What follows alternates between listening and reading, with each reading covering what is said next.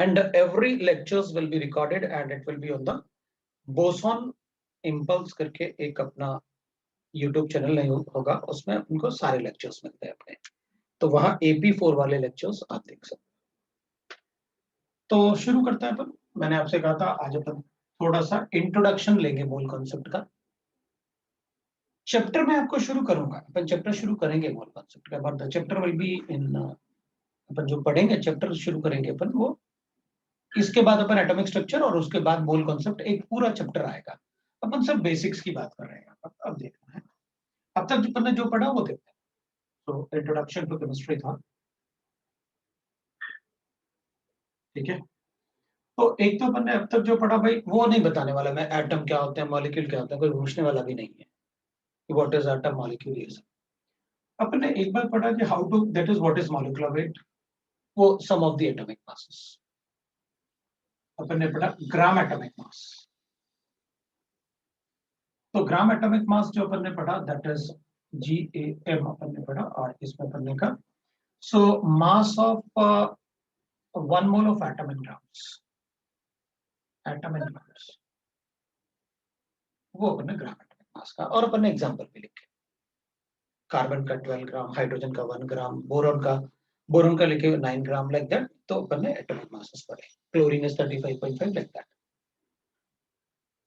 दूसरा हमने gram molecular mass भी पढ़ा, मॉलिक्यूलर वेट, तो मॉलिक्यूलर मास। तो अपन ने कहा भाई ठीक है, ग्राम मॉलिक्यूलर मास का मतलब हो गया मास of 1 mole of molecule in grams, in grams. तो जैसे अपन ने यहां पर लिखा ना एग्जांपल के लिए, अगर अपन कहेंगे ऑक्सीजन 16 ग्राम्स, तो carbon 12 grams, like that atomic masses होते। वैसे एग्जांपल में अपन कहेंगे मॉलिक्यूल के लिए अगर H2 है तो 18 ग्राम, और CO2 होगा तो 44 ग्राम, वो sum of the atomic masses, वो अपन ने पढ़ा। अपन ने एक डिफरेंस भी पढ़ा कि difference, what is mass number और व्हाट इज एटॉमिक मास। तो mass number, So your camera is zoomed in. Camera कोई बात नहीं, तुम लोग मतलब मैं ना कैमरा बिल्कुल मेरे सामने होता है, अगर जूम हो जाता है ना कोई बात नहीं, मैं उसको ठीक कर देता हूँ, ठीक है ना। तो मैं उसको ठीक कर लेता हूँ, कभी कभी वो नेट के इशू की वजह से मतलब कभी स्लो हो जाता है, कभी ऐसे हो जाता है, वो हैंग टाइप का हो जाता है, अपन को कोई प्रॉब्लम नहीं, अपन उसको ठीक कर लेंगे। तो व्हाट आई मीन इज कि अगर अपने पास गिवन है डिफरेंस, तो अपन ने कहा था देख भाई, मास नंबर का मतलब होता है number of neutrons and protons, sum of neutron and proton plus proton, ये होता है अपने लिए क्या, मास। और एटॉमिक मास होता है, मास नंबर कभी भी फ्रैक्शन नहीं हो सकता, mass number is never fractional. तो अगर मास नंबर फ्रैक्शनल नहीं हो सकता तो अपन कहते हैं देख भाई, मास नंबर तो फ्रैक्शनल नहीं होता, लेकिन अपन को एक बात पता है कि एटॉमिक मास फ्रैक्शनल हो सकता है, मास नंबर कभी फ्रैक्शनल नहीं होता, बिकॉज न्यूट्रॉन और प्रोटॉन कभी फ्रैक्शनल नहीं हो सकता। मतलब मैं ऐसे नहीं लिखता ना न्यूट्रॉन इज 2.2 या 2.5, न्यूट्रॉन 1 होगा या 2 होगा या 3 होगा, सो नेवर फ्रैक्शन, ये अपन को पता है, ये मैंने आपको बताया। और मास नंबर जो होता है वो कभी फ्रैक्शनल नहीं हो सकता, it is sum of the neutron और प्रोटॉन्स। और जो sum of the neutron plus proton है ना, न्यूट्रॉन और प्रोटॉन को कलेक्टिवली अपन क्या बोलते हैं, न्यूक्लियॉन्स। तो these collectively are called nucleons, so sum of neutron proton called nucleons, तो अपन इसको न्यूक्लियॉन बोल सकते हैं। न्यूक्लियॉन्स मतलब जो न्यूक्लियस के अंदर होते हैं, दोनों न्यूट्रॉन और प्रोटॉन न्यूक्लियस के अंदर होते हैं। सर बोलो, का स्क्रीन नहीं दिख रहा, बहुत ब्लर आ रहा है। वीडियो ब्लर है। एक मिनट, कोई बात नहीं, कोई बात नहीं, रुको रुको रुको, ऐसे होना नहीं चाहिए वैसे यार, स्क्रीन भी वैसे नेट इशू हो रहा है, ये लग रहा है। मोबाइल तो खोल लिए।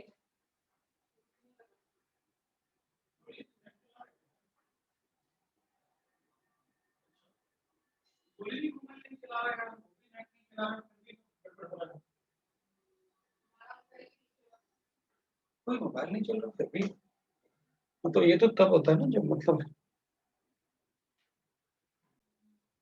चलो तो अभी ठीक आ रहा, अभी कोई प्रॉब्लम नहीं।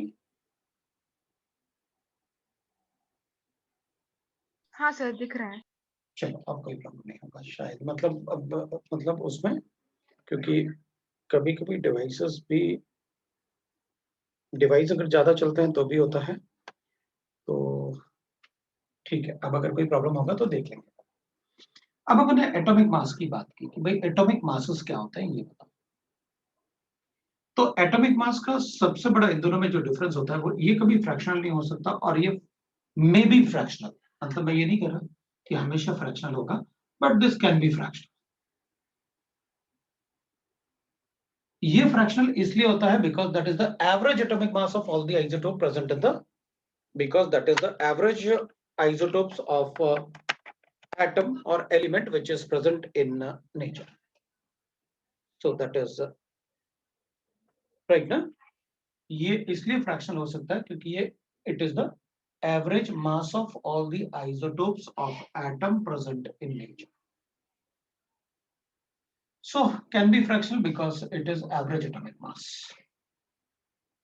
because it is average atomic weight of isotopes of atom, atomic weight of isotopes of element.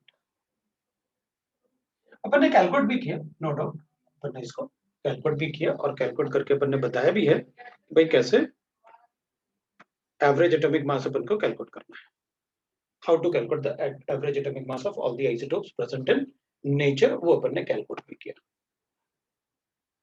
Right. तो इसमें अपन ने एवरेज मॉलिक्यूलर फॉर्मूला भी बनाया कि भाई एवरेज मॉलिक्यूलर फॉर्मूला अपन को कैसे लिखना होता है, वो भी अपन ने देखा कि भाई एवरेज मॉलिक्यूलर फॉर्मूला जो है, मॉलिक्यूलर मास एवरेज जो होता है वो था A1X1 प्लस A2X2 प्लस बाकी और भी अगर आइसोटोप होंगे तो उनको भी ऐड करेंगे, और इसको अपन ने जैसे X जो है अगर अपन ने मोल फ्रैक्शन लिखा हुआ है तो we are able to write that where A1 A2 are A1 A2 A3 like that, they are atomic masses of element. Sir screen blur आ रहा है। सर हाँ स्क्रीन ब्लर आ रहा है, हाँ सर। हाँ अरे लेकिन बेटा अगर स्क्रीन देखो, एक बात है मैं बताऊं कि अगर स्क्रीन ना, मेरा स्क्रीन, तो अपन को पता है एवरेज मॉलिक्यूलर मास में A1 is atomic mass of one of the isotope, A2 is atomic mass of other isotope, A3 is atomic mass of third isotope, and X1 is either the percentage of the isotopes or the mole fraction of the isotope. तो वो अपन ने questions, इसके अलावा अपन ने पढ़ा जो atomicity पढ़ा, अपन ने एटोमिसिटी पढ़ा। एटोमिसिटी मतलब number of atom present in the molecule, number of atom present in molecule और एलिमेंट, उसको अपन एटोमिसिटी कहते हैं। जैसे नोबल गैसेस होते हैं तो उनकी एटोमिसिटी 1 होती है, H2 होगा तो 3 एटम है तो 3 हो गया, O2 हो गया तो 2 हो गया, N2 हो गया तो 2 हो गया, अपन कहेंगे H3PO4 हो गया तो 4 + 1 3 एटम प्लस 4 8 हो गया। तो मतलब जितने एटम प्रेजेंट है वही उसका एटम है, वो भी पढ़ा। फिर अपन ने लास्ट क्लास में जो अपन डिस्कस कर रहे थे वो अपन डिस्कस कर रहे थे atomic mass unit, mass unit. Atomic mass unit मतलब mass of 1 unit of atom. तो मैंने आपको शॉर्ट में मतलब लास्ट टाइम जो मैं आपको सिखाया था उसमें मैंने आपको बताया था कि भाई देख, mass of 1 mole of any atom, mole of any atom, तो ये मैंने आपको लास्ट टाइम सिखाया था कि mass of 1 mole of any atom is equal to atomic weight in grams, weight in grams. तो mass of 1 mole of any atom, और mass of 1 atom of any, right ना, mass of one atom of any atom, एक atom का mass लिखेंगे। तो अपन ने सीखा था कि भाई आप एटॉमिक वेट तो लिखो, लेकिन आप उसका यूनिट एएमयू रखना, इन एटॉमिक मास। और अपन ने कहा था, अपन ने पढ़ा था कि भाई देखो 1 AMU इज इक्वल टू होता है 1 by Avogadro number, that is 1.66। ये कुछ कुछ कांस्टेंट जो होंगे ना, उन कांस्टेंट्स को भी आपको लिख के रखना पड़ेगा। 1 AMU is equal to 1 by 6.023 into 10 की पावर 23 के बराबर होता है, और ये वैल्यू होता है 1.66 इंटू 10 की पावर -20। ये अपन को पता है। सो अपन ने लिखा था भाई देख 1 AMU इज इक्वल टू, अगर ग्राम में लिखना है तो 1.66 into 10 to the power of -24 gram लिख सकते हैं। ये आपको मैंने 1 AMU लास्ट टाइम बताया था। ये जनरलाइज वे में लिख दिया मैंने। कैसे? अगर मान लो अपन को देखो, अब ये वैल्यू तो मुझे किसी को बताने की जरूरत नहीं है। एटॉमिक वेट क्या होता है मुझे किसी को बताने की जरूरत नहीं है। अपन कहेंगे सर पीरियोडिक टेबल में जो एटम का मास गिवन होता है उसी को एटॉमिक वेट बोलते हैं या एटॉमिक मास बोलते हैं। तो अगर अपन कहेंगे, मान लो अपने पास, सपोज करते हैं हमारे पास सोडियम एटम है, तो अगर सोडियम एटम का पीरियोडिक टेबल में कितना मास गिवन होता है, 23 गिवन होता है, अपन सबको पता है। तो अगर अपन सोडियम को 23 लिखेंगे तो 23 ग्राम लिखोगे तो 1 मोल का मास होगा, और अगर 23 AMU लिखोगे तो 1 एटम का मास होगा, राइट ना। ये अपन ने लास्ट टाइम पढ़ा। तो अपन कहेंगे देखो भाई, और इसको अपन ने यूनिटरी मेथड से भी बार बार अपन ने यूनिटरी मेथड से भी चेक किया था, ये भी अपन को पता है। सो एग्जांपल अगर अपन लिखें, mass of 1 mole of sodium atom, तो अपन ने क्या कहा था, that will be equal to 23 gram. और अगर आप लिखोगे mass of 1 atom of sodium,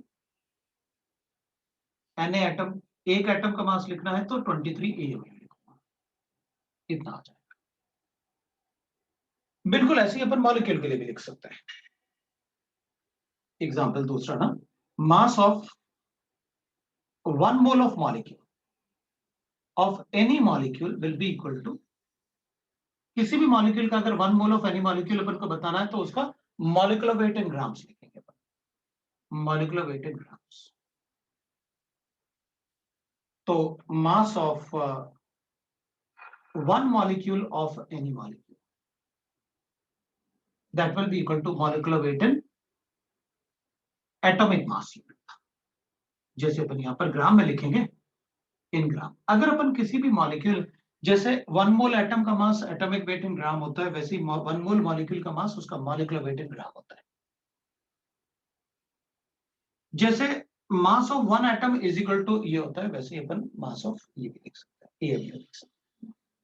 और मैंने आपको कैलकुलेट करके भी दिखाया था, अगर अपन को कैलकुलेट करना है तो अपन बता भी देंगे। देखो भाई, अगर अपन को कैलकुलेट करके देखना है तो आप ऐसे कैलकुलेट करके भी देख सकते हो।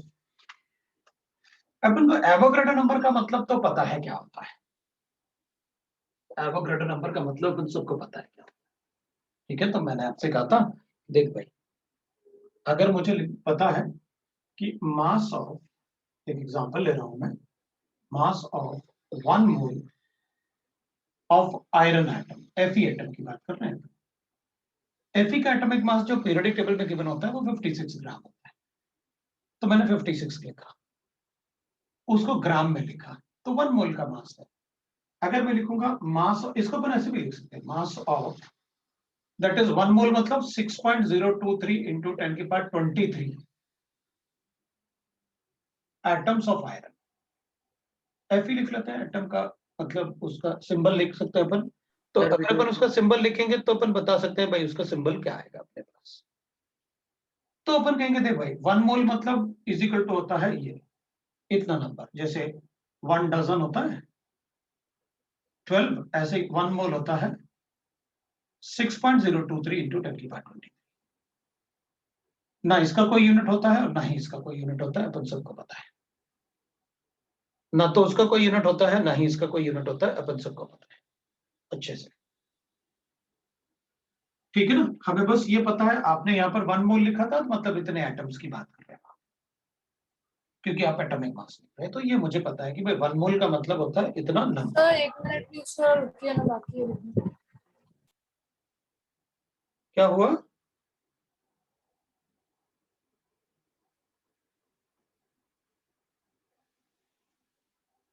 One mole of, will write that, जैसे 1 डजन 12 होता है वैसे ही 1 मोल 6.023 इंटू 10⁻23 होता है।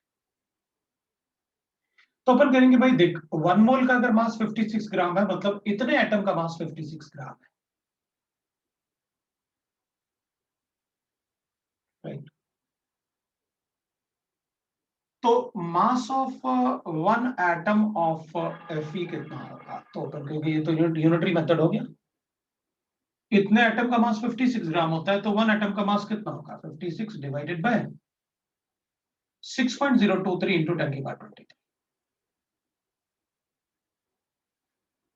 मेरे पास आया 56, और ये नंबर 1 बाय एवोगैड्रो नंबर तो आपने बता रखा है कितना होता है, 1.66 इंटू 10⁻⁻20।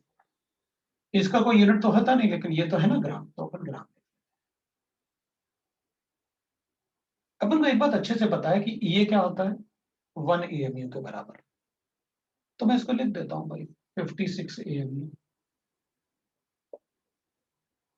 हाँ, तो यही तो बोल रहे थे आप यहाँ पर कि अगर 1 मोल का मास लिखोगे आप, ये आपने यही तो बताया था मुझे, 1 मोल का मास मॉलिक्यूलर वेट को लिखो या एटॉमिक वेट को लिखो ग्राम में। आप एटॉमिक वेट को लिखो ग्राम में तो 1 मोल का मास होगा। अगर एटॉमिक वेट को AMU में लिखोगे, मतलब 56 को अगर AMU में लिखोगे तो एक एटम का मास, तो एक एटम का मास ग्राम में कितना होगा? वो 56 AMU होगा। और जब अपन से वन एटम का मास ग्राम में पूछेंगे तो अपन AMU को ये लिख के और मल्टीप्लाई करके बता देंगे एक एटम का मास ग्राम में कितना। तो अपन को सभी एटम के फिर मास ग्राम में पता चल गए। कैसे? पीरियोडिक टेबल में जितने एटॉमिक मासेस गिवन है सभी में अपन को पता चल गया एक एटम का मास कितना ग्राम होता है। पीरियोडिक टेबल में जनरली जो गिवन होता है वो ग्राम में ही होता है, तो अपन लिख सकते हैं 1 मोल का मतलब क्या होता है? It is 6.023 into 10⁻20। तो अपन क्या करेंगे, जैसे मान लो मुझे ऐसे गिवन है मास ऑफ 1 मोल ऑफ H2 कितना होगा? तो हाइड्रोजन 2 ग्राम 16 ग्राम होता है, ऑक्सीजन 18 ग्राम होता है। तो mass of 1 molecule of H2 तो कहूंगा 18 AMU। सर आपने नीचे एग्जांपल में लास्ट स्टेटमेंट क्या लिखा है? लास्ट एकदम बोर्ड के एंड में। इधर हाँ sir. mass of 1 molecule of any molecule is equal to molecular weight in AMU, ये लिखा हुआ है। Okay sir. mass of 1 molecule of H2। भाई लिखने के लिए आप टाइम ले सकते हो, लेकिन जब पढ़ा रहा हूं तब आपको लिखना नहीं है। आप बोल दो कि सर वेट करो अब हम लिखेंगे, लेकिन अपन को नोट्स भी बनाने हैं। अपन ऐसे नहीं करेंगे कि नोट्स अपन बाद में बनाएंगे वीडियो देख के। समझना भी जरूरी है, नोट्स भी बनाना जरूरी है साइमल्टेनियसली। तो अपन कहेंगे भाई ठीक है, अगर मुझे एक मॉलिक्यूल का मास ग्राम में बताना है तो ठीक है, ग्राम में बता देंगे। मास ऑफ 1 मॉलिक्यूल ऑफ H2 ग्राम में लिखना है तो 18 AMU है, 18 AMU, और 1 AMU कितना होता है? 1.66 माइनस 24 ग्राम। लो भाई ये AMU में आ गया, तो अपन मल्टीप्लाई कर लेते हैं, बता देंगे कितना आएगा इसको। ये तो 1 बाय एवोगैड्रो नंबर होता है। हो गया अपना पास 3 इंटू 10⁻⁻23। लो भाई आंसर आ गया।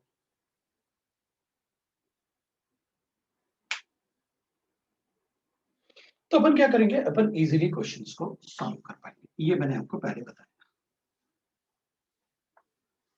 फिर मैंने आपको दो फॉर्मूले बताए थे कि भाई how to calculate the number of moles. To calculate number of moles है, फॉर्मूले लिखने की जरूरत नहीं है, पहले से लिख सकते हैं। To calculate number of moles,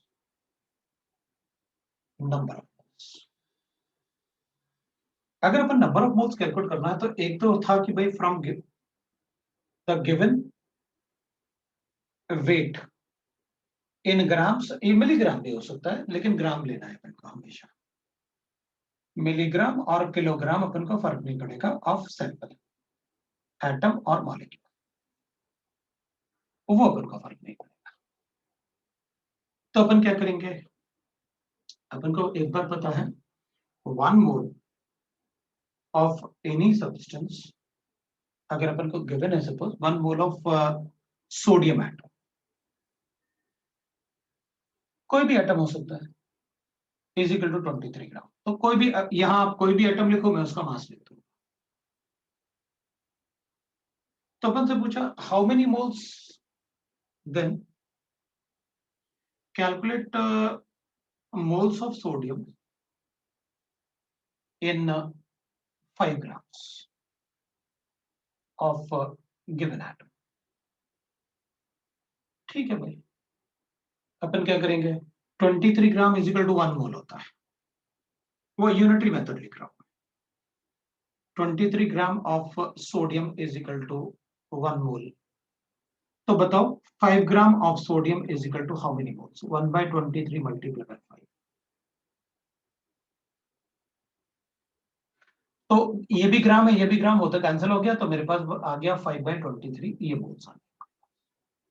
पता मैं क्या बोल सकता हूँ, आप 5 की जगह कुछ भी लिखो, x ले लो, तो मैं x/23 कर दूं। मतलब हमें सीधा सीधा पता चल गया कि भाई अगर आप किसी का वेट दे दो मुझे, किसी का मतलब आपको बताना पड़ेगा कि किसका वेट है वो, तो आप जिस एटम का वेट दोगे मैं उस वेट को उस एटम के एटॉमिक नंबर से डिवाइड कर दूंगा, एटॉमिक मास से डिवाइड कर दूंगा, मेरे पास नंबर ऑफ मोल्स आ जाएंगे। भाई 1 मोल में उसके एटॉमिक मास के बराबर होगा।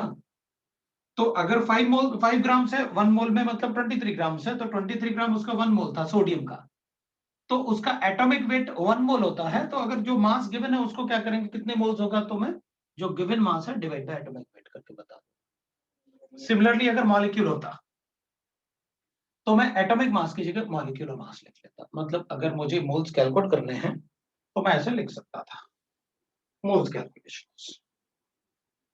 अगर मुझे मोल्स कैलकुलेशन करना है तो मैं ऐसे लिख सकता हूं, number of moles will be equal to weight in grams divided by atomic weight for atom।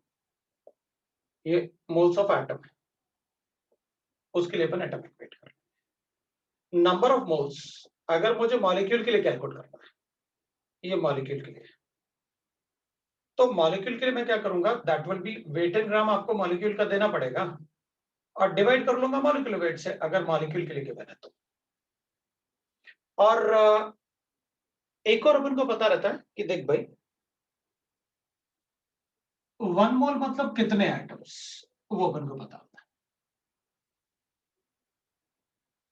तो अपन ऐसे भी लिख सकते हैं, इसको हटा रहा हूं मैं, कि 1 मोल मतलब कितने एटम्स, तो इसका मतलब मैं एटम से भी नंबर ऑफ मोल्स कैलकुलेट कर सकता हूं। कैसे, 6.023 इंटू 10⁻23 एटम और मॉलिक्यूल इज प्रेजेंट इन 1 मोल। मतलब अगर डजन की बात करते हो तो अपन लिखते हैं 12 unit is present in 1 dozen, ऐसे लिखते हो। तो अगर मेरे पास x यूनिट गिवन है तो कितना डजन होगा, तो अपन कहेंगे 1/12 इंटू एक्स कर दो। हमारे लिए तो ये नंबर तो कांस्टेंट है ना, जैसे 12 1 डजन होता है वैसे ये नंबर क्या होता है, मोल्स होता है। तो अपन कहेंगे अगर मुझे किसी के x यूनिट्स गिवन है, अगर मुझे किसी का x यूनिट गिवन है तो मैं उसमें नंबर ऑफ मोल्स लिख सकता हूं। तो 1/6.023 इंटू 10⁻23 इंटू एक्स कर लेंगे। मतलब अगर मुझे x number of atom given है तो इस नंबर से डिवाइड करके मैं मोल्स कैलकुलेट कर सकता हूं। बोलो। Yes, sir. अगर मुझे x number of atom given है, सपोज मेरे पास ऐसे गिवन होता है कि सोडियम के एटम गिवन है मुझे, मान लो, मतलब अपन ऐसे एग्जांपल ले लेते हैं कि मेरे पास अगर सोडियम के 10⁻22 एटम गिवन है, तो अपन को पता है कि भाई ठीक है 10⁻20 मतलब 22 होता है, तो अपन कहते हैं इतने एटम 1 मोल में प्रेजेंट है, तो 10⁻22 कितने मोल्स होंगे, तो मोल्स ऑफ एटम आ जाता है। अगर इसकी जगह आप मुझे ऐसे लिख देते हैं कि नहीं भाई मेरे पास ना H2O गिवन है और वो 10 की पावर 23 है मॉलिक्यूल्स है। अब H2O तो खुद ही मॉलिक्यूल होता है तो एटम तो लिख नहीं सकते आप, तो अपन क्या करेंगे, अच्छा ठीक है, इतना मॉलिक्यूल्स होता है 1 मोल में, तो इतने मॉलिक्यूल्स कितना मोल्स होगा बता देंगे। तो अपने पास एक कैलकुलेशन आ गया कि अगर मुझे किसी के एटम या मॉलिक्यूल गिवन है क्वेश्चन में, तो भी मैं उसका मोल्स कैलकुलेट कर सकता हूं। कैसे? गिवन नंबर ऑफ एटम और molecule of any divided by Avogadro number will be the number of moles. तो यूनिटरी मेथड से अपन लिख सकते हैं कि भाई number of moles from given molecule और एटम,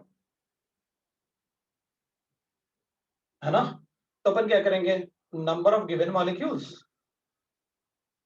डिवाइडेड बाय क्या कर लोगे, Avogadro. 6.02 into 10 to the power 23। बिल्कुल, अपन एवोगाड्रो, अब इस नंबर को अपन छोटा ही लिखना शुरू कर देंगे ना, Na लिख लेंगे इस वजह से, ताकि वो बड़ा सा नंबर बार बार ना लिखना पड़े। लेकिन आपको कॉन्स्टेंट्स याद होने चाहिए भाई सारे, क्योंकि जो भी कांस्टेंट बताऊंगा, काफी सारे बच्चे होते हैं जिनके कंसेप्ट बड़े अच्छे होते हैं लेकिन उनको कांस्टेंट याद नहीं है या फिर वो कैलकुलेशन मिस्टेक। सर मुझे ये पार्ट समझ में नहीं आया जो आपने अभी बताया ना, ये ऊपर वाला पूरा। ये लो, ये वाला पार्ट। अच्छा हाँ, बताओ, सर। ठीक है कोई बात नहीं, ये लो, ये तो पता है ना मुझे,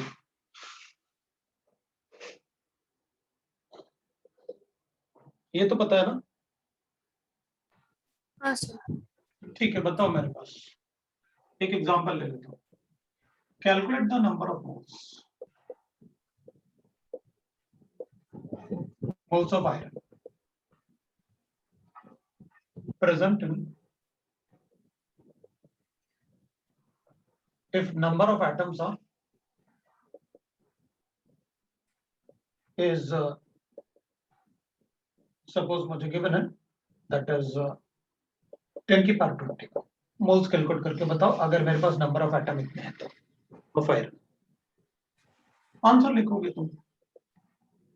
अब अपन कहेंगे ठीक है मेरे पास number of atom of iron 10 की पावर 21 गिवन है। अब मुझे एक बात पता है 6.023 into 10 to the power of 23 atom of iron is equal to होता है 1 मोल।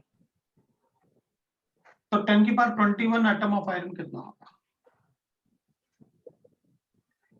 Is equal to 1 by 6.023 into 10 की पावर 23 और मल्टीप्लाई करूंगा 10 की पावर 21। ये हो गया भाई नंबर। कैलकुलेट किया 166 into 10 to the power of -2 आया। ये मोल्स आ गया 1.66 into 10 की पावर -2। लो भाई, ये तो मैंने कैलकुलेशन करके दिखाया, ये तो यूनिटरी मेथड, ये था पार्ट जो आपको समझ, ये तो कैलकुलेशन था जो मैंने किया, ये समझ में आना चाहिए। तो अपन कहेंगे देख भाई 10 की power 21 divided by Avogadro number ना, मतलब जितने एटम मुझे गिवन है उसको किससे डिवाइड करना होता है, एवोगाड्रो नंबर से। तो मैंने भी यही कहा, जितना नंबर है उसको एवोगाड्रो नंबर से डिवाइड कर देना तो मोल्स आ जाएंगे।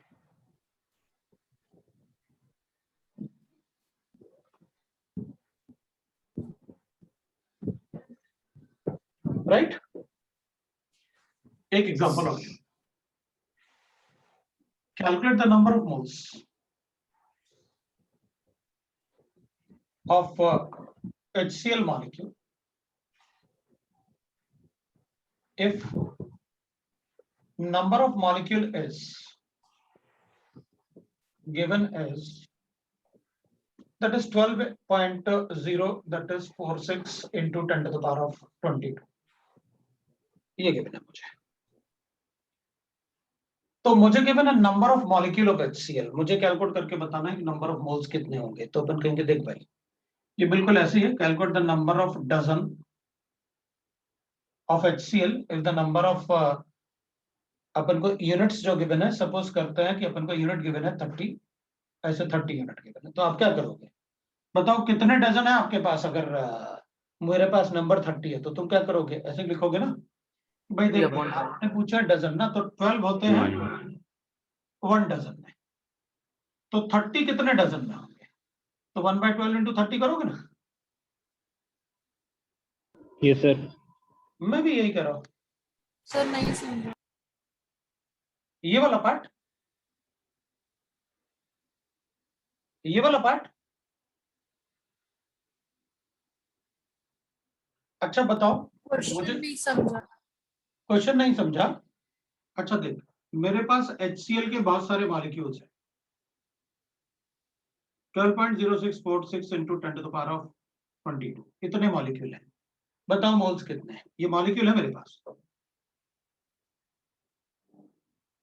ये मॉलिक्यूल गिवन है मेरे पास। बताओ कितने मोल्स हैं?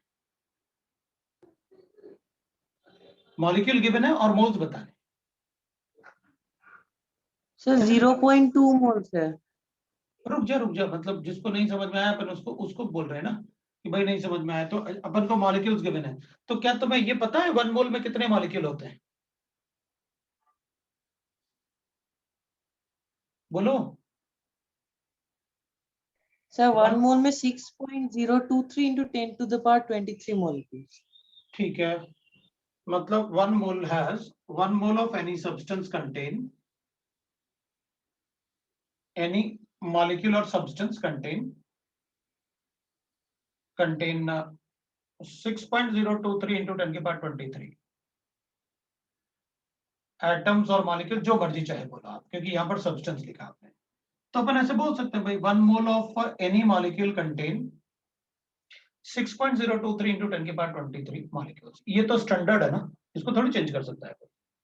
जैसे 1 kg इज इक्वल टू 1000 ग्राम होता है, उसको थोड़ी कोई चेंज कर सकता है। जैसे 1 डजन 12 मॉलिक्यूल, अगर कहता मैं 1 dozen of any molecule contain 12 molecule, हाँ तो उसको थोड़ी कोई चेंज कर सकता है। 1 डजन अगर आपने कहीं जाके बोला 1 डजन बनाना दे दो, तो वो 8 बनाना थोड़ी दे सकता है तुमको, उसे 1 डजन ही देना पड़ेगा, है ना? ऐसे ही 1 मोल फिक्स होता है, 1 मोल का ये नंबर फिक्स होता है कि इतने ही होंगे। अगर आपने 1 मोल कहा तो ये नंबर आपको बोलना पड़ेगा।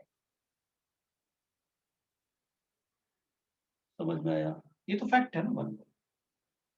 तो अपन क्या करेंगे, 6.023 into 10 की पावर 23, इसी को मैं वापस लिख रहा हूं ऐसे, 6.023 into 10 to the power of 23 molecules is present in, और HCl के लिए गिवन है तो अपन HCl भी लिख लेते हैं, of HCl is present in 1 mole। 1 mole मतलब that is 1 mole। मतलब 1 मोल मॉलिक्यूल में अगर अपने पास इतने HCl के मॉलिक्यूल होते तो वो 1 मोल होता। क्यों? क्योंकि 1 मोल इतना नंबर होता है। समझ में आया? 1 मोल इतना नंबर होता है। तो अब अपने पास कितना HCl गिवन है? ये गिवन है। तो बताओ अगर इतना नंबर 1 मोल होता है तो इतना नंबर कितना मोल्स होगा?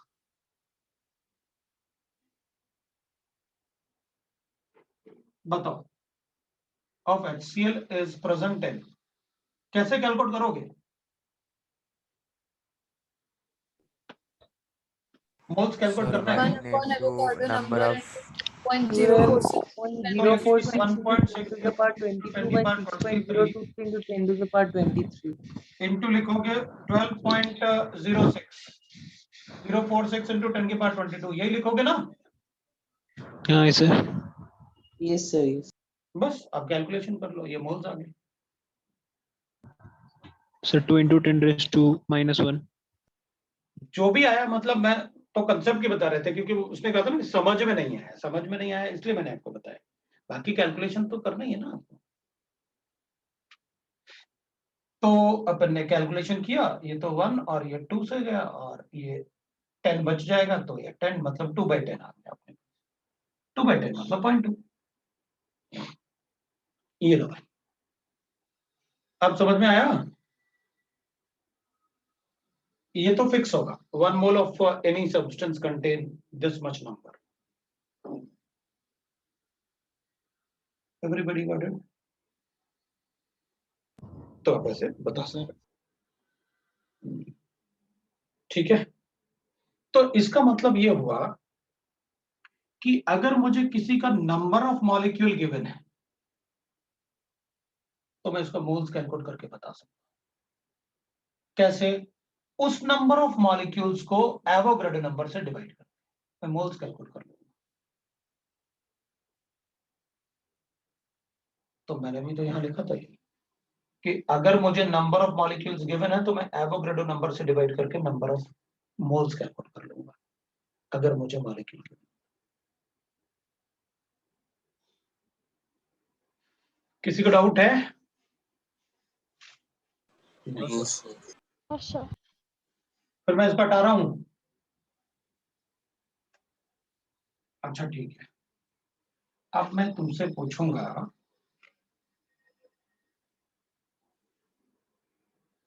एक क्वेश्चन है मेरे पास। Calculate the moles of CO2 present in 4.4 grams। बताओ भाई कितना मोल्स होगा CO2 का 4.4 ग्राम में?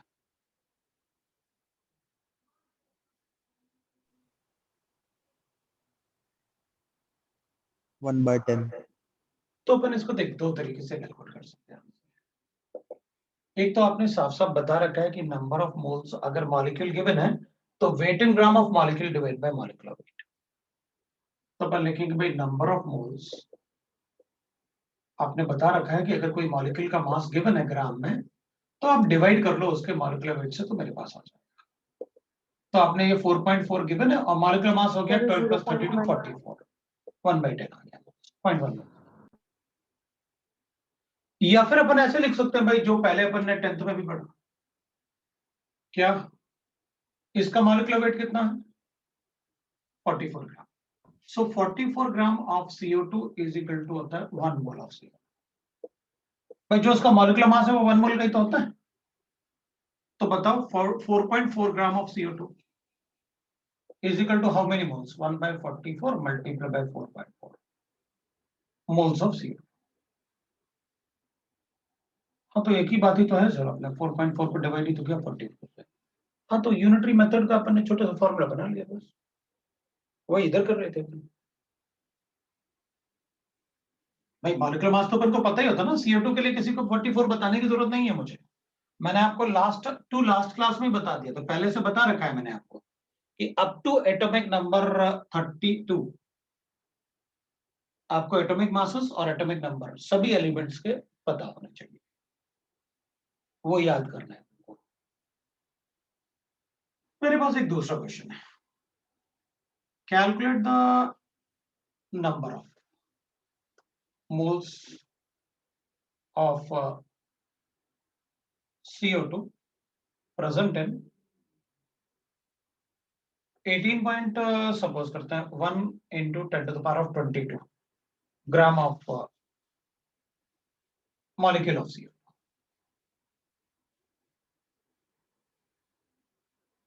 बताओ क्या करेंगे?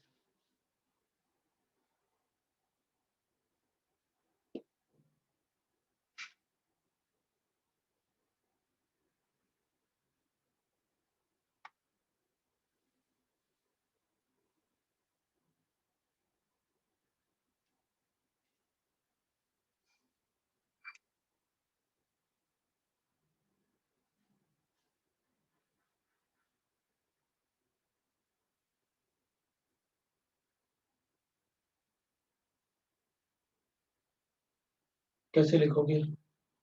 Sir, answer is 3. Answer is 3 आ रहा है। सर 0.3। इसलिए वेट कर रहा था ना, उसने शायद इसको 23 एज्यूम किया हाँ सर 0.3 है ना।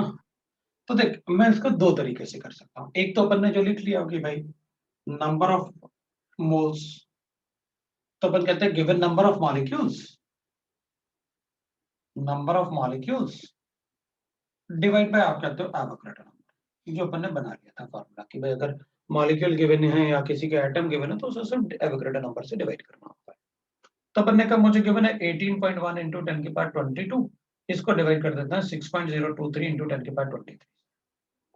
ये ऑलमोस्ट 3 टाइम्स चला जाएगा। तो अपने पास आया, और ये कैंसिल करेंगे तो 3/10 आ रहा है, तो अपने पास आ गया 0.3 आ गया आंसर। ये लो भाई 3.4 0.3 मोल्स का जो अपन ने फॉर्मूला बनाया। या फिर अपन कहेंगे जैसे फॉर्मूला बनाया आपने उस टाइप से कैलकुलेट कर लो। आप क्या करोगे, क्या कैलकुलेट करना है, मोल्स कर लेंगे। 6.023 into 10⁻23 CO2 is equal to होता है 1 मोल। इतने एटम 1 मोल में होते हैं। तो बताओ कितने गिवन थे अपने पास, 18.1 इंटू 10⁻22। CO2 कितने मोल्स होंगे, तो अपन कहेंगे 1/6.023 इंटू 10⁻23 मल्टीप्लाई बाय 18.1 इंटू 10⁻22। 3 और 1 से कैंसिल किया तो 3/10 आया, अपन ने लिखा 0.3। इससे भी वही आया, एक ही बात है। आप ये लिखो या ये लिखो, अपने फॉर्मूला तो यही बनाया ना, नंबर ऑफ गिवन मॉलिक्यूल जो गिवन होते हैं और डिवाइड करना होता है तो मोल्स है। Hope everybody got it. किसी को डाउट है तो अभी भी बोल सकता है, हमको समझ में नहीं आया, नहीं आया तो नहीं आया।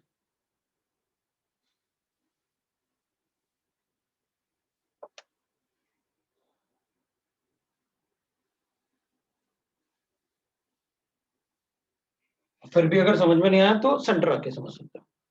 मैं ऑफलाइन क्लासेस शुरू करने वाला हूँ, डाउट क्लासेस। सेंटर पे आके डाउट क्लासेस कर सकते हैं। चलो अब अपन, ये तो मतलब फिर बेसिक पार्ट हो गया ना, ये अपन ने कल भी पढ़ा था बेसिक पार्ट। मोबाइल पे था ना, इसलिए ज्यादा मुझे खुद भी मजा नहीं आया था पढ़ाने में। अभी मुझे दोनों मेथड से बताया तो आई एम सेटिस्फाइड कि हाँ अब तो आपको आना ही चाहिए। अब थोड़ा सा कॉन्सेप्ट की बात करते हैं, जो अपन कॉन्सेप्ट पढ़ते हैं। तो देख भाई, अभी अपन जो पढ़ रहे थे कॉन्सेप्ट क्या, जो आपने बताया उसी को कॉन्सेप्ट में आप बताओगे, दैट्स ऑल। कैसे 1 मोल ऑफ एनी सब्सटेंस, है ना, कंटेन 6.023 इंटू 10⁻23 यूनिट्स। ये बिल्कुल वैसे ही हो गया कि भाई अगर 1 डजन लिखता तो लिखता ना 12 यूनिट्स। ना इसका कोई यूनिट होता है ना इसका कोई यूनिट होता है ना। 1 डजन इज इक्वल टू इतना होता है, ऐसे ही 1 मोल इज इक्वल टू ये होता है। इसलिए तो बोल रहा था वो फिक्स है क्वांटिटी, उसको कोई चेंज नहीं कर सकता। जैसे डजन को तुम चेंज थोड़ी कर सकते, नहीं भाई मैं कल से डजन को ना 8 मानूंगा चाहे कुछ भी हो जाए, तुम लोग कुछ भी मानो। तो अपन कहेंगे करो, सारे आंसर गलत आएंगे और क्या। तो देख, अगर मैं लिखता हूं, मान लो अब अपन सब्सटेंस को स्पेसिफाई करते हैं सपोज, तो मैं ऐसे लिखता हूं 1 mole of carbon atom contain 6.023 into 10⁻23 atoms of carbon. ऐसे लिख, अब 1 मोल है तो इतना एटम तो हो गई। भाई आपने बताया ना सब्सटेंस एटम लिख रहे हैं, तो अपन ने कह दिया कि भाई इतने एटम है। 1 मोल मतलब मैं इसको 12 ग्राम भी लिख सकता हूँ, क्योंकि एटम के लिए अपन को पता है अगर वेट इन ग्राम और एटॉमिक वेट बराबर होंगे तो नंबर ऑफ मोल्स 1 हो जाएगा। अगर वेट इन ग्राम ज्यादा है एटॉमिक वेट से तो नंबर ऑफ मोल्स 1 से ज्यादा होगा, और अगर वेट इन ग्राम कम है एटॉमिक वेट से तो नंबर ऑफ मोल्स भी कम होगा। ये अपन को पता है।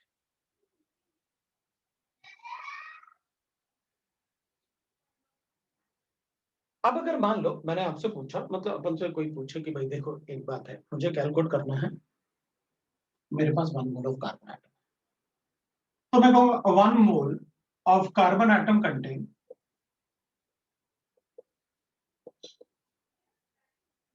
अब मेरी मर्जी, मैं चाहता हूं नंबर ऑफ न्यूट्रॉन्स, तो अपन कहेंगे हमें क्या फर्क पड़ता है। आप न्यूट्रॉन बोलो प्रोटॉन बोलो टोटल न्यूक्लियंस बोलो, हमें क्या फर्क पड़ता है। आपको न्यूट्रॉन चाहिए ना। भाई देख, एक कार्बन एटम में कितने न्यूट्रॉन है, 6. 1 कार्बन एटम कंटेन 6 न्यूट्रॉन्स। तो मेरे पास कितने कार्बन एटम थे, इतने कार्बन एटम है मेरे पास। कितने होंगे, तो अपन कहेंगे उसमें क्या ऐसा कर लेते हैं 6/1 इंटू 10⁻20। भाई एक कार्बन एटम में 6 न्यूट्रॉन होते हैं, तो इतने कार्बन एटम में कितने न्यूट्रॉन होंगे? ऑब्वियसली बात है, जितने कार्बन एटम है और एक में 6 होते हैं तो मल्टीप्लाई कर दो 6 से। तो अपन कहेंगे भाई 6 इंटू 6.023 इंटू 10⁻20, ऐसे बता दो।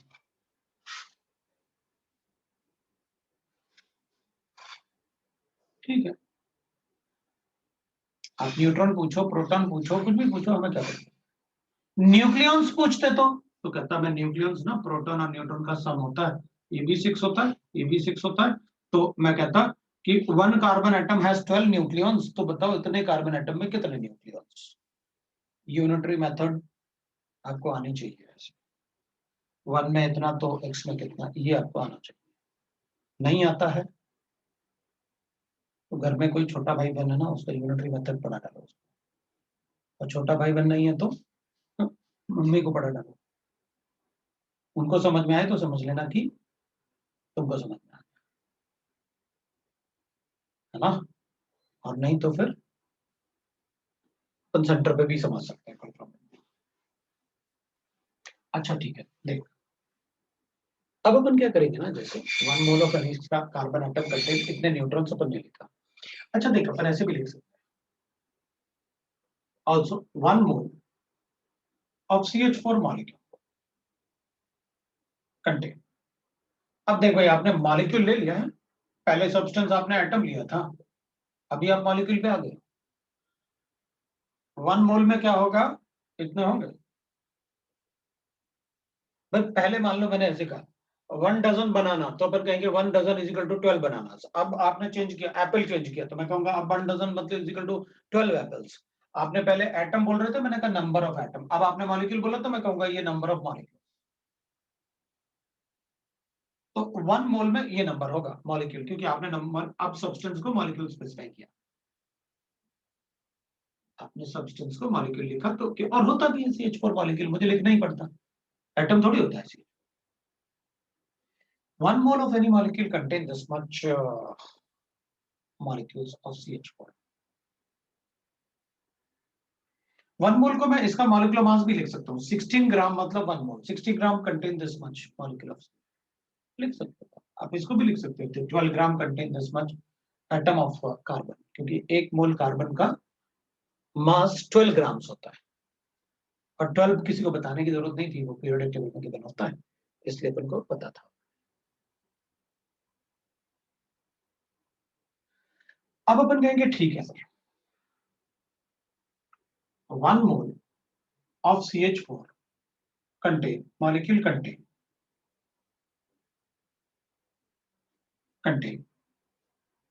मुझे ना इसमें ऐसे लिखना था एटम्स, तो बताओ 1 मोल में कितने कार्बन एटम, कितने एटम्स प्रेजेंट हैं टोटल। तो अपन कहेंगे देख भाई, मेरे पास ये पता है मुझे, मेरे पास कितने molecules, 1 molecule contain of CH4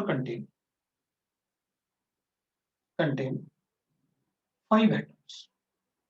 कैसे, एक कार्बन और 4 एटम, तो 6.023 into 10⁻23 molecules of CH4 contain कितना एटम्स। तो अपन कहेंगे भाई जितने मॉलिक्यूल्स हैं, एक मॉलिक्यूल में 5 टाइम्स होता है, तो 5 से मल्टीप्लाई कर लो।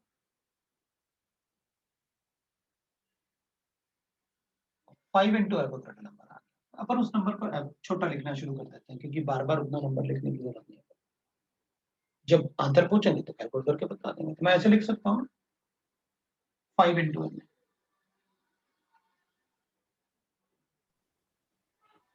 अच्छा अगर मैं ऐसे पूछता 1 mole of CH4 molecule contain,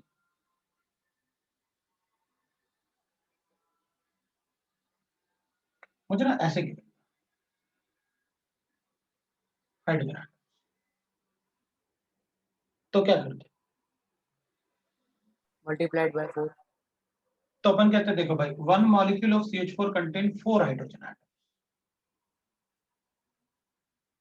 कितने मॉलिक्यूल हैं आपके पास, ये मॉलिक्यूल हैं, तो कितने हो गए, 4 Na के बराबर, 4 Na के बराबर, कोई डाउट नहीं।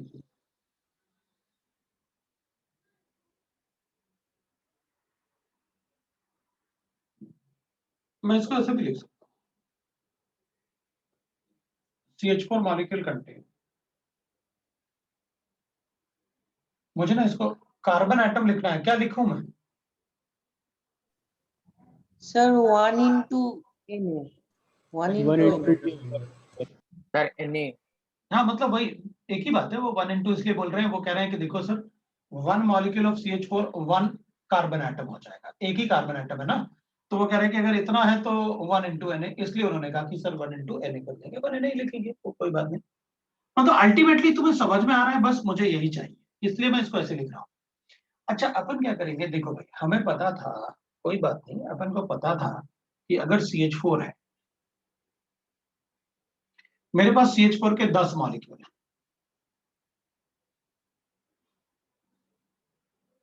तो मेरे पास बताओ टोटल कितने एटम्स है?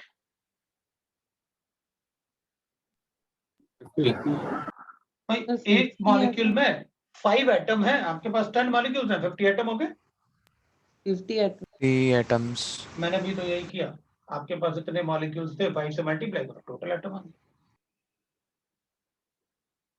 तो टोटल एटम्स कितने हो जाते हैं 10 मॉलिक्यूल्स में? Total atom 50।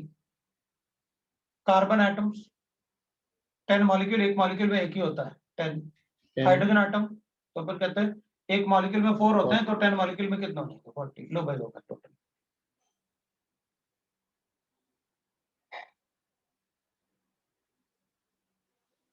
सबको समझ में आया?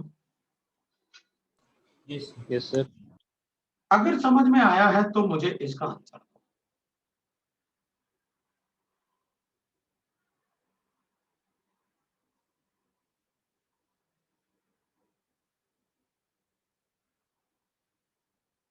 अब बताओ कितने होंगे?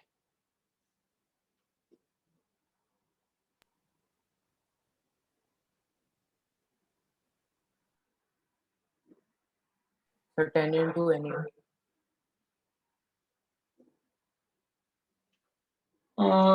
10 इंटू Na आया, देख लो भाई। तो अपन कहेंगे देख भाई, कार्बन में 6 इलेक्ट्रॉन होते हैं और एक हाइड्रोजन में एक होता है, तो टोटल इलेक्ट्रॉन होगा 10 इलेक्ट्रॉन। तो एक मॉलिक्यूल में 10 इलेक्ट्रॉन्स आ रहे हैं मेरे पास। तो जितने मॉलिक्यूल्स होंगे, अपने पास कितने मॉलिक्यूल्स थे इसके, मतलब Na के बराबर मॉलिक्यूल्स हैं, तो सही तो है। फिर बताओ Na मॉलिक्यूल्स में कितने होंगे इलेक्ट्रॉन्स? तो अपन कहेंगे 10 इंटू Na। 10 into Na. पक्का ना? किसी को डाउट नहीं? हाँ सर 10 Na। अब किसी को डाउट होगा तो उसकी जिम्मेदारी है वो बोलना, बिल्कुल मना कर दो, हमको समझ में नहीं आया। फिर से बताऊंगा, अभी तो क्वेश्चन भी सॉल्व करोगे ना आप अपने आप, और उसमें भी आपको लगेगा अच्छा सर आप जब पढ़ा रहे थे तब तो सब कुछ ठीक था, अभी क्वेश्चन सॉल्व नहीं हो रहा, तो कोई बात नहीं, अपन फिर से मतलब बताएंगे। तो एक बार आपको बस ये बेसिक पार्ट को समझ में आया ना, तो अच्छा ठीक है, ये बेसिक पार्ट सर में है। आपने जो अभी रब किया वो एक बार वापस बताइए ना, जो अभी रब किया नीचे इलेक्ट्रॉन वाला। अच्छा बता, 1 मोल मॉलिक्यूल ऑफ CH4 कितने इलेक्ट्रॉन है इसमें टोटल? 10 electron. अब उसको बोलने दो यार जो बोल रहा था, जिसने पूछा मुझसे। भाई कार्बन में 6 इलेक्ट्रॉन होते हैं, एक हाइड्रोजन में 1 इलेक्ट्रॉन होता है, तो 4 हाइड्रोजन में 4 इलेक्ट्रॉन हो गए, टोटल हो गए 10 इलेक्ट्रॉन। तो एक मॉलिक्यूल में 10 इलेक्ट्रॉन हो गए।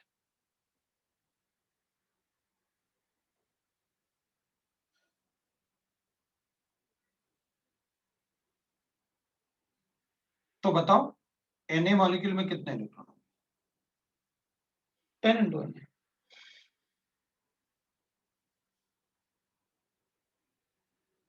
चलो भाई हो गया।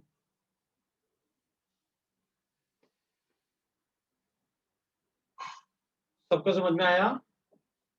अब समझ में आया? हाँ सर। ठीक है, अब बताओ अगर समझ में आया सबको, किसी को डाउट है तो अभी भी पूछ सकता है कि अब इसके बाद वाले क्वेश्चन में मैं फिर CH4 से पूछूंगा, गलती नहीं होनी चाहिए। सबको समझ में आया? ठीक है, यस सर। चलो फिर देखते हैं। 1 mole of CH4 molecule contain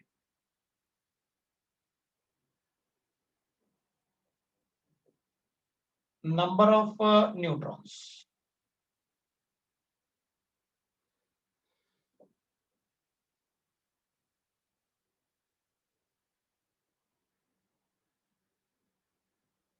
Sir, 6 into Na. 6 into Na. 2 Na 6. 6 into Na. Yes, sir. 10 into Yes, sir, Na because or 6 into hydrogen- Na? Sir, 6 6 into because N. hydrogen does into not Na, have sir. any neutron. Sir, hydrogen में Hydrogen नहीं is होता the- neutron. पता ये लोग क्या बोल रहे हैं? ये लोग बोल रहे हैं कि hydrogen is the only element जिसमें न्यूट्रॉन होते ही नहीं। हाँ, ये बात तो सही है भाई, हाइड्रोजन में न्यूट्रॉन नहीं होता। और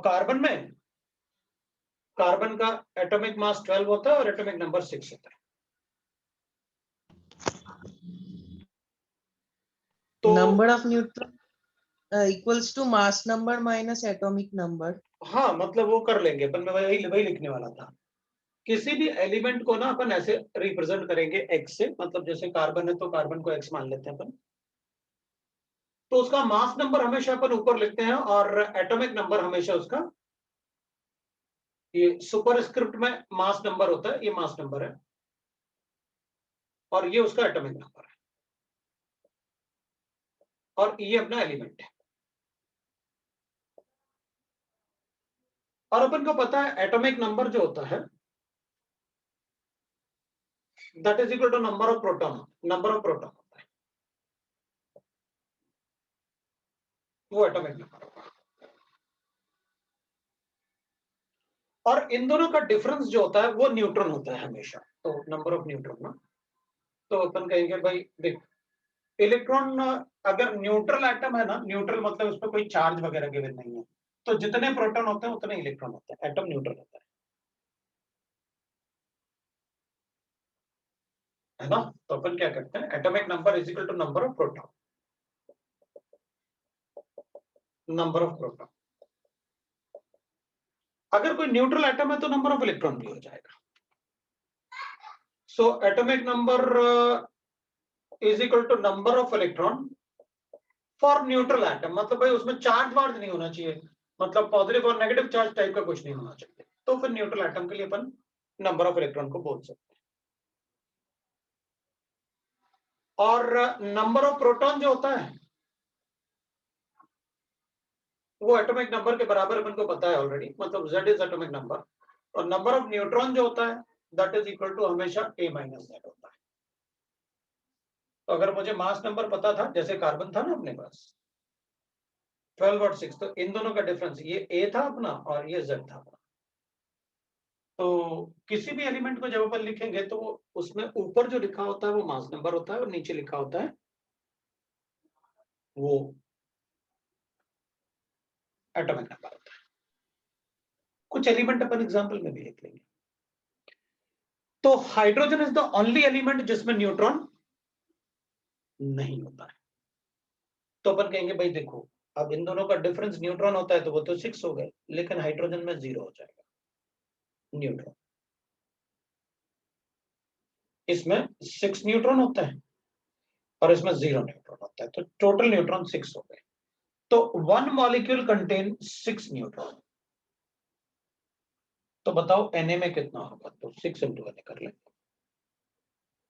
hydrogen is the only element जिसमें न्यूट्रॉन नहीं होता, ठीक है। तो 6 Na लिख देता हूं।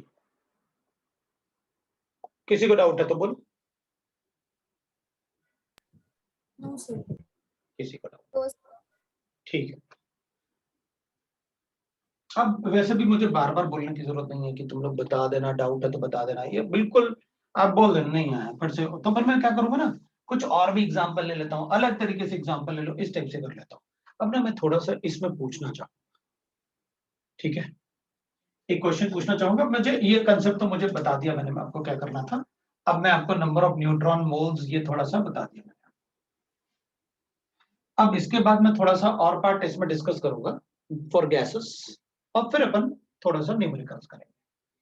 अभी अपन क्या करेंगे, कैलकुलेट, मैं एक क्वेश्चन लिख रहा हूं, calculate number of electron, proton and neutrons in given, right? Right, in given तो species या आयंस अपन ऐसे लिखने वाला हूं।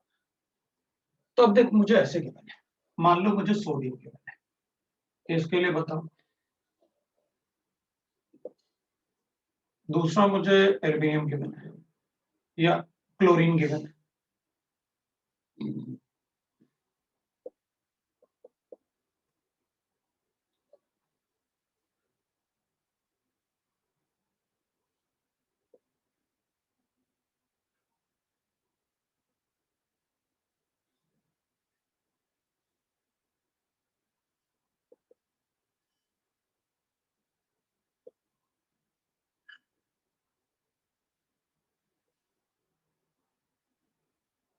मैंने एल्युमिनियम को आयन के फॉर्म में लिखा है, ये 27 है।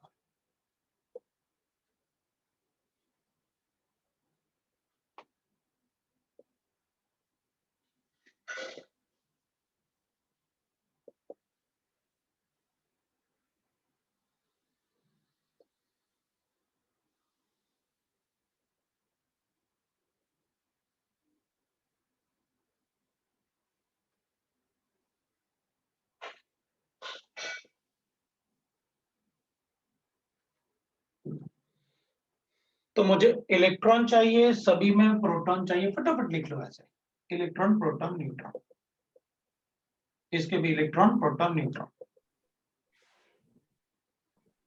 जल्दी से लिख लो।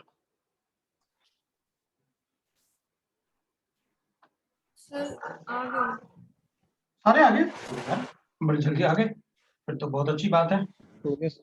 1 मिनट रुकिए, सबको करने के थोड़ा सा टाइम देते ना, कभी कभी मतलब स्टूडेंट को ना अच्छे से आता है लेकिन उसका कैलकुलेशन स्लो होता है, तो मैं कैलकुलेशन सिखाऊंगा वैसे धीरे धीरे कि जल्दी कैलकुलेशन कैसे सर करते हैं। ये आपने जो डी वाला दिया एल्यूमिनियम, इसके अंदर वो 3+ का मतलब उसका असर पड़ेगा ना? बिल्कुल पड़ेगा। इलेक्ट्रॉन हटा, आप इलेक्ट्रॉन हटाओगे सर इलेक्ट्रॉन्स कम हो minus जाएंगे ना। electrons. भाई, अपन प्रोटॉन, इलेक्ट्रॉन, प्रोटॉन और ये न्यूट्रॉन, न्यूट्रॉन। तो प्रोटॉन तो 13 होंगे, वो थोड़ी हटाते हैं अपन। लेकिन अगर आप अगर न्यूट्रल एटम होता तो न्यूट्रल एटम में हमेशा इलेक्ट्रॉन और प्रोटॉन इक्वल होता है। न्यूट्रल एटम में हमेशा सर इलेक्ट्रॉन प्लस प्रोटॉन है इक्वल मतलब होता है। 3 इलेक्ट्रॉन दे देगा। हाँ, तो फिर अपन को यहाँ 10 लिखना पड़ेगा। तो फिर ये कितना तो होगा, कम हो 27 जाएगा। माइनस 13, 14 हो गया। अगर न्यूट्रल एटम है तो इक्वल होंगे, तो अपन कहेंगे इलेक्ट्रॉन 92, प्रोटॉन 92 और न्यूट्रॉन 235 माइनस 92।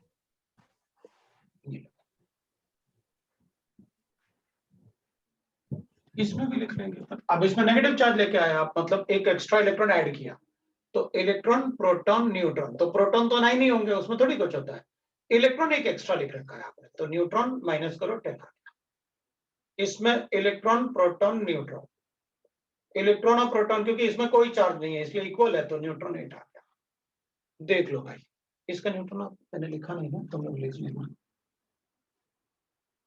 देखो अगर किसी को डाउट है तो कोई।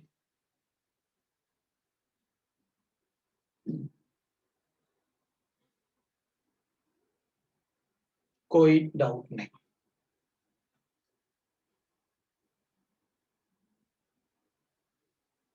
थोड़ा सा अपन गैसेस के बारे में भी मोल्स के लिए पढ़ेंगे, तो कैलकुलेट मोल्स। अगर कोई गैसेस है तो उनके मोल्स के बारे में भी अपन थोड़ा पढ़ेंगे, अगर कोई गैस है तो।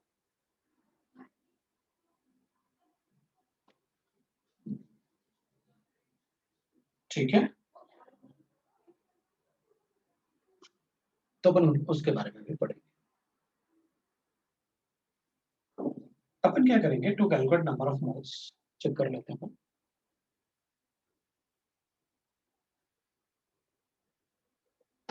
देख भाई, जैसे अपन ने मॉलिक्यूल्स लिखे थे ना, मतलब मोल्स लिखा ना फॉर सॉलिड और एनी लिक्विड और लाइक दैट ना, जो पहले अपन ने पढ़ा, तो गैसेस के लिए अपन बोलते हैं 1 mole of any gas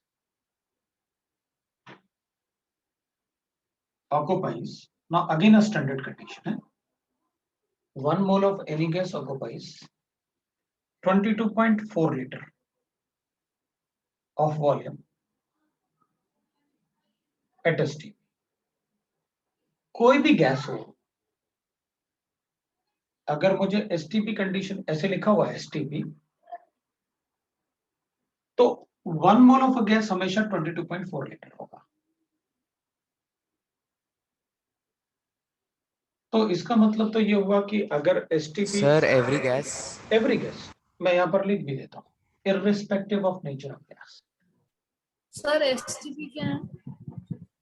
off nature of gas. Standard temperature and pressure. ठीक है, राइट ना। तो बताऊंगा ना तुम लोग, मतलब एक क्यूरियोसिटी तो होती है ना, जल्दी से बताओ ये है क्या, ठीक है। और मुझे लगता है कि यार पहले सोच लेने दो सारे बच्चों को, बता ही दूंगा मैं, राइट ना। इसलिए उसने कहा ना कि भाई बोलो,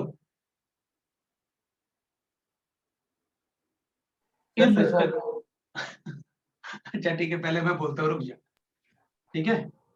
STP is means standard temperature, जो कि अपन को 0 डिग्री सेंटीग्रेड लेना होता है, या फिर 273 केल्विन लेना होगा, और प्रेशर 1 एटमॉस्फेयर। अब यहां कैलकुलेशन में कभी ये वाला वैल्यूज नहीं आएगा, हमें सिर्फ ये वर्ड लिखा दिखाना चाहिए। STP लिखा है मतलब मैं अज्यूम कर सकता हूं, क्योंकि ये वाला पार्ट मैं बताऊंगा, अभी नहीं पढ़ना था ये वाला पार्ट। स्टैंडर्ड टेम्परेचर, प्रेशर, इनका कोई रोल हो गया क्या यहाँ पर कोई रोल नहीं होने वाला।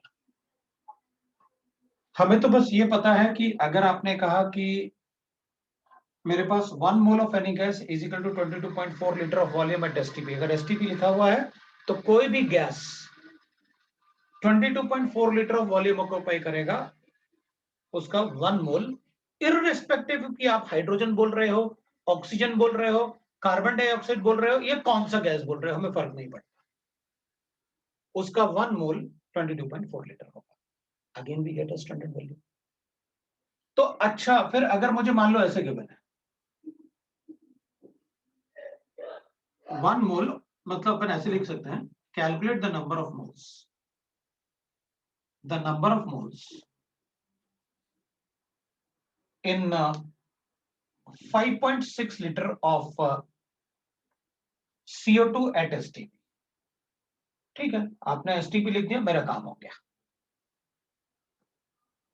आपको नंबर ऑफ मोल्स चाहिए, वो भी किसने, STP कंडीशन पे, और वॉल्यूम आपने दे रखा है, ठीक है, मैं आंसर ऐसे लिख लूंगा। अगेन द यूनिटरी मेथड, आपको मोल्स कैलकुलेट करना है, तो 22.4 litre of gas is equal to होता है 1 मोल 1 mole. Eight STP। तो अपन कहेंगे ठीक है भाई, तो 5.6 लीटर ऑफ गैस कितना होगा, लिख लो, ऑफ 0.25 मोल है ना, of gas is equal to हो गया 1/22.4 मल्टीप्लाई बाय 5.6 लिख लोगे आप, that will be equal to 1/4 है 0.25, so 1/4 moles are at STP। तो मैं ऐसे लिख सकता हूं क्या कि अगर 22.4 लीटर इज 1 मोल, तो अगर मुझे x लीटर गिवन है, किसी का वॉल्यूम गिवन है लीटर्स में, तो मैं उसे सीधा 1/22.4 इंटू 5.6 लिखूं। तो मैं ऐसे लिख सकता हूं ना कि भाई गिवन वॉल्यूम जो भी है उसको 22.4 से डिवाइड कर देना, क्योंकि 22.4 होता है 1 मोल, तो अगर कितना भी वॉल्यूम दे दो आप, x वॉल्यूम कितना मोल्स होगा, तो अपन कहेंगे x/22.4, 1 तो लिखा ही रहेगा हमेशा। क्यों? क्योंकि 22.4 1 मोल है ना, तो 5.6 लीटर कितना मोल्स होगा। तो मैं सीधा ही बता सकता हूं, number of moles from given volume लिख सकता हूं, number of moles from given volume at STP।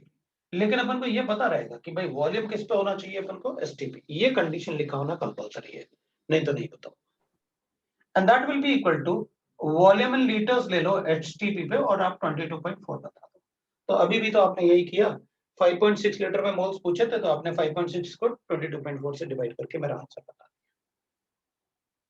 तो अगर मुझे एसटीपी पे किसी गैस के वॉल्यूम गिवन है तो मैं कैलकुलेट कर दूंगा नंबर ऑफ मोल्स का कोई यूनिट नहीं होता, इसलिए अपन हमेशा क्या कर लेते हैं कि आप चाहे वॉल्यूम से मोल्स कैलकुलेट कर लो, चाहे मास से कैलकुलेट कर लो, चाहे गिवन मॉलिक्यूल से कैलकुलेट कर लो, क्योंकि मोल्स का कोई यूनिट नहीं होता, दैट इज अ फ्रैक्शन। अगर मास गिवन है ग्राम में तो ग्राम में मॉलिक्यूलर वेट लेके फ्रैक्शन बता दूंगा, फ्रैक्शन का कोई यूनिट नहीं होता। अगर मॉलिक्यूल्स गिवन है तो नंबर ऑफ मॉलिक्यूल से डिवाइड कर लूंगा, अगर वॉल्यूम गिवन है तो वॉल्यूम से डिवाइड कर और बता दूंगा, राइट। अब ना अपन क्या करते हैं, अपन कहेंगे ठीक है सर आपने मुझे बताया कि भाई how to calculate the number of moles, तो वॉल्यूम से भी बता दिया आपने एग्जांपल लेके कि नंबर ऑफ मोल्स, तो मैं इसको ऐसे लिख लेता हूं, number of moles, number of moles अगर मुझे वेट इन ग्राम गिवन है तो उससे कैलकुलेट कर सकता हूं मैं, weight in gram divided by molecular weight, अगर मॉलिक्यूल है तो मॉलिक्यूलर वेट, एटम होगा तो atomic weight. Number of moles since उसका कोई यूनिट तो होता नहीं है, तो that can be equal to number of molecules given molecules divide by Na भी लिख सकता हूं, ये भी नंबर ऑफ मोल्स होता है। या फिर मैं ऐसे भी लिख सकता हूं, for gases volume in litre eight STP divided by 22.4, अगर वॉल्यूम एमएल में गिवन होगा तो इसको भी एमएल में कन्वर्ट कर सकता हूं, क्योंकि रेशियो तो जो यूनिट इसका होगा ग्राम, वही यूनिट ये होता है, मॉलिक्यूलर मासेस पीरियोडिक टेबल में ग्राम में गिवन होते हैं, इसलिए वो बार बार मैं वेट इन ग्राम लिखता हूं। ये नंबर ऑफ मोल्स थे मेरे पास। आप तीनों इक्वेशन को अलग अलग भी लिख सकते हो या इक्वेट भी कर सकते हो, आप तीनों को कोई फर्क नहीं पड़ेगा। वाइट इज सर अगर गैस बोलो, सर अगर गैस के भी नंबर ऑफ पार्टिकल्स दिए होंगे तो उसके मोल्स कैसे निकालेंगे? कोई बात नहीं, number of given particle divided by Avogadro number, उसके मोल्स आ गए। भाई आपने कहा ना अगर गैस के पार्टिकल गिवन होंगे तो कैसे कैलकुलेट करूंगा, यही कहा ना तुमने। Yes sir. तो फॉर गैस 6.023 into 10 की power 23 particle is equal to 1 mole. Yes. तो x पार्टिकल जो आपने अच्छा, मुझे दिए हैं, पक्का ना? लो भाई आ गया मोल्स।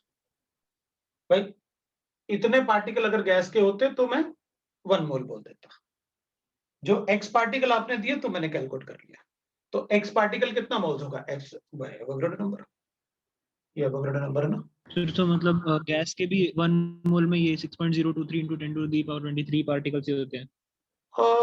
अच्छा एक बात गैस बता, आल्सो मतलब गैस वॉल्यूम इज 20। अच्छा एक बात बता, 1 डजन कार्बन लिखना है मुझे, 12 बोलेगा,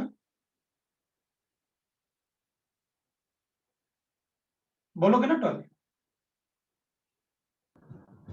1 डजन मुझे चेयर बोलना है तो भी 12 बोलूंगा, 1 डजन मुझे CO2 बोलना है तो भी 12 बोलूंगा, मैं डजन को थोड़ी चेंज कर सकता हूं। अब इनकी जगह अगर मैं मोल लिखता तो तुम कहते हो Na लिख लो, मैं कहता हूं 1 डजन चेयर, 1 मोल चेयर, तो तुम कहते हो Na लिख लो, मैं कहता हूं 1 डजन CO2, ये तो गैस है ना, तुम कहते हो कोई बात नहीं, इसमें भी Na लिख, मैं पार्टिकल थोड़ी चेंज कर लूंगा, 1 मोल का मतलब ही Na है। Okay understood sir. कोई बात नहीं ना, तो अपन मतलब उसमें हमें कोई फर्क नहीं पड़ता, हमें ये तब तो इक्वेट कर दिया मैंने कि मोल्स आप किसी से भी कैलकुलेट करो, फर्क नहीं पड़ने वाला अपन को, तब तो इक्वेट कर लिया मैंने कि भाई एसटीपी पेपर को वॉल्यूम गिवन होगा, अपन कैलकुलेट करके बता देंगे, ठीक है। अब अपन क्या करेंगे, अपन कहेंगे देखो भाई अपने पास,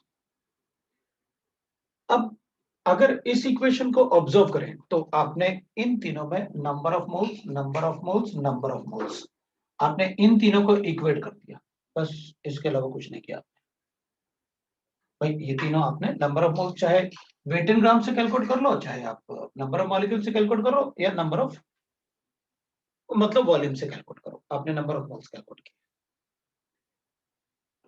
अब इस इक्वेशन को अगर ऑब्जर्व करोगे, जो अपन को गिवन है इक्वेशन, तो अपन को एक बात अच्छे से दिख रहा है इसमें, मतलब जिसको अपन को बताने की जरूरत नहीं, वो अच्छे से दिख रहा है अपन को। वो क्या, हमें किसी को ये बताने की जरूरत नहीं है, हमें किसी से ये वैल्यू पूछने की जरूरत नहीं है। हम सबको पता है मॉलिक्यूलर मास क्या होता है, सम ऑफ द एटॉमिक मास। आप मॉलिक्यूल बताओ, मैं बता देता हूँ मॉलिक्यूलर मास। Na क्या होता है, एवोगैड्रो नंबर, मुझे पता है उसको वैल्यू 22.4। वो भी मतलब डिनोमिनेटर में अपन को कांस्टेंट्स गिवन है, ये तो बड़ी अच्छी बात है। फिर मैं जब चाहूं वेट इन ग्राम को मॉलिक्यूल में कन्वर्ट कर दूंगा और मॉलिक्यूल को वेट इन ग्राम में। कैसे, इन दोनों को इक्वेट कर दूंगा। आप बताओ कैलकुलेट क्या करना है भाई। अगर आप मुझसे कहोगे ऐसे क्वेश्चन पूछा आपने, calculate number of molecules of CO2 present in 5.6 liter at STP। आपने क्या दिया मुझे, वॉल्यूम, पूछा क्या है, मॉलिक्यूल, इन दोनों को इक्वेट कर। भाई मोल्स के थ्रू ही तो कैलकुलेट करोगे, वॉल्यूम आपको गिवन है, डिवाइड बाय 22.4, Na से मल्टीप्लाई कर दो, मॉलिक्यूल आ गया। आप क्या करते हैं, आप कहते हैं वॉल्यूम गिवन है तो वॉल्यूम को डिवाइड करते हैं 22.4 से, तो नंबर ऑफ मोल्स आते हैं। अब मेरे पास नंबर ऑफ मोल्स आ गया तो अपन कहते हैं देखो भाई नंबर ऑफ मोल्स आ गया, Na से मल्टीप्लाई करके मॉलिक्यूल्स बताता हूं। तो ये तो बड़ा इजी है। लो भाई मैं लिखूंगा, आंसर मेरे पास ये आ गया। वी नो दैट इस इक्वेशन से number of molecules divide by Na is equal to volume in litre at STP 22.4। तो क्या करें, ये x ले लेते हैं, is equal to volume 5.6 given है, 22.4 गिवन है, मल्टीप्लाई बाय Na। लो भाई आंसर आ गया 1/4 Na सब्स्टिट्यूट करके अपना आंसर बता दो। और कैलकुलेशन के लिए मैंने ऐसे ले लूंगा 6.023 की जगह सीधा 6 लिख दूंगा मैं, 10 की पावर 20, 3/2 1.5। ले भाई आंसर।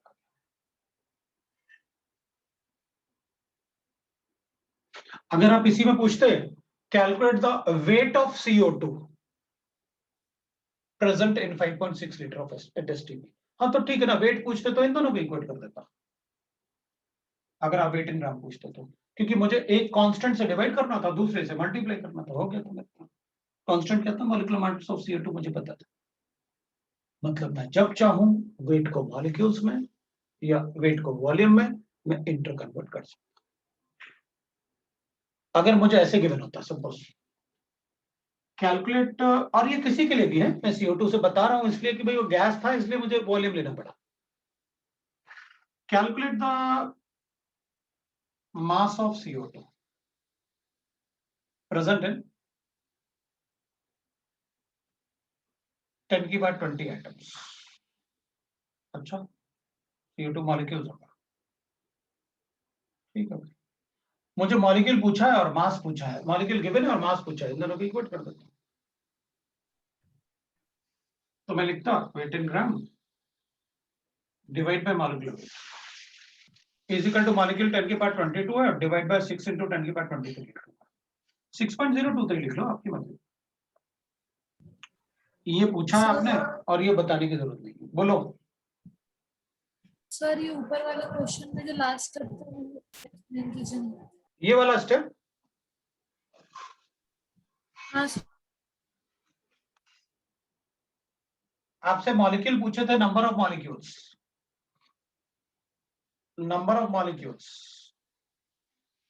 ये पूछा है अपन से।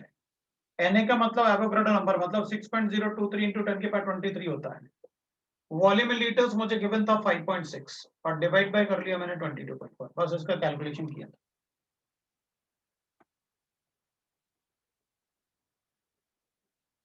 नंबर ऑफ मॉलिक्यूल पूछा है, एवोगैड्रो नंबर आपको पता है, ये 5.6 अपन को क्वेश्चन में गिवन था और 22.4 मैंने लिखा और कैलकुलेशन करके नंबर ऑफ मॉलिक्यूल्स कैलकुलेट किया। That is the answer.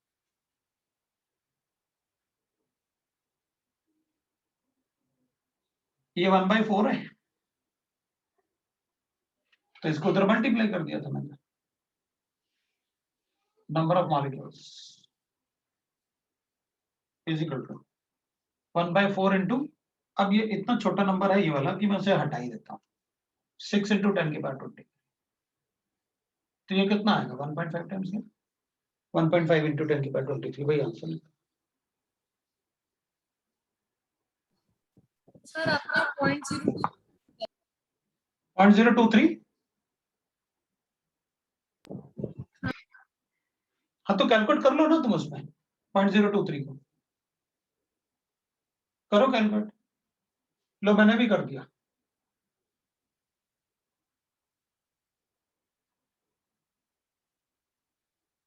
So that number is negligible only, so we can मतलब सीधा skip तो कर सकते ऑब्वियसली हैं. बात है, मैं सारी कैलकुलेशन में इसको हटा दूंगा पॉइंट डेसिमल के बाद वाले नंबर को, अनलेस कि मुझे वो क्वेश्चन में दिख रहा हो कि यार उसको वो कंसीडर करके उन्होंने बनाया। मैं इसको हर बार नेग्लेक्ट कर दूंगा, उतना कैलकुलेशन टाइम वेस्ट करूंगा तो मेरे क्वेश्चन नहीं कर पाऊंगा, काफी टाइम लग जाएगा फिर। तो ये अपन ने क्या किया, वेट इन ग्राम कैलकुलेट करना, एक्स ले लिया, मॉलिक्यूलर वेट 54 है, मॉलिक्यूल्स मुझे 10 की पावर 22 गिवन है, और ये लिख लेता हूँ 6 into 10 की पावर 20 ले गया आंसर। एक्स कैलकुलेट करो, मॉलिक्यूल्स आ गए।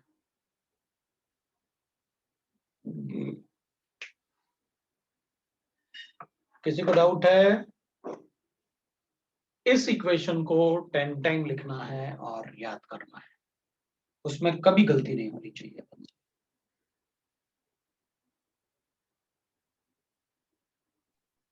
सर वहाँ x के नीचे 44 कैसे आया? इसका मॉलिक्यूलर वेट कितना होगा CO2 का?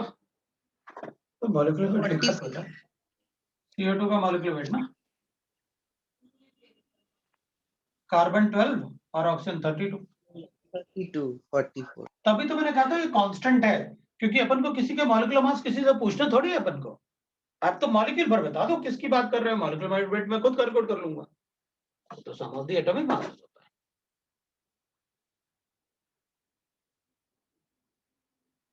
सबको आया?